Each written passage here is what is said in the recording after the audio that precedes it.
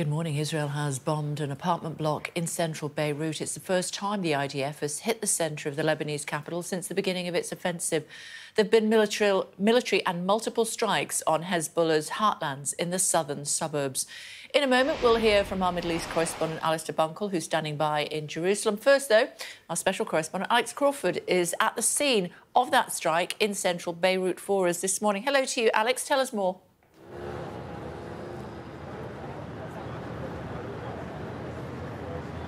Well, this is a very busy transport hub. It's kind of like Lebanese equivalent to King's Cross, if you like. It's normally packed with transport, packed with taxis, packed with buses.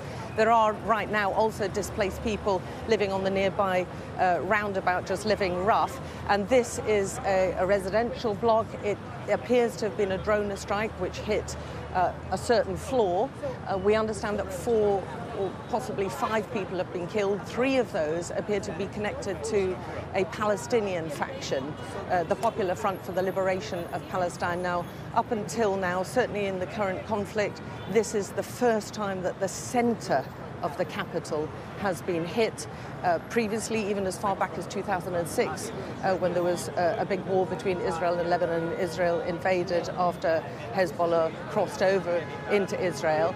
Even then, the centre of Beirut was not hit. The airport was targeted, but the centre of the heartland of Beirut, a big residential area, was not targeted. It's the first time that we understand this Palestinian faction has been attacked. They are not Hezbollah. None of this area is Hezbollah. There, as far as we know, no Hezbollah even around this area.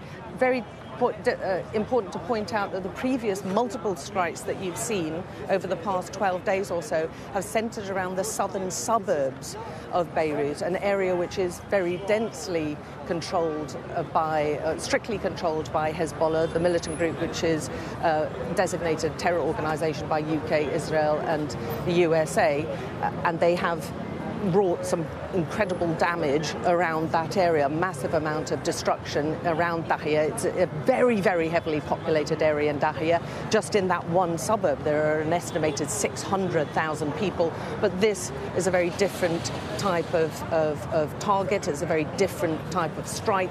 The fact that it is right in the heart of Beirut, I'm sure, will leave many Lebanese even more worried. They're already coping with a very big on the verge of being overwhelming humanitarian crisis, with the Lebanese caretaker government meeting on an almost daily basis now, having emergency cabinet meetings on how to control this tide of people who are running around the country. There are now an estimated 1 million people who are on the run, who have been displaced or have been impacted by these multiple strikes. There have also been very heavy strikes in the Bekaa Valley to the east overnight and this morning, as well as down south in Tyre and another area in Saida, so just about an hour away from the capital. So there are multiple airstrikes, multiple targets going on currently by the Israelis. The airport is only operating with one airline going in and out, the Middle East Airlines. All other airlines have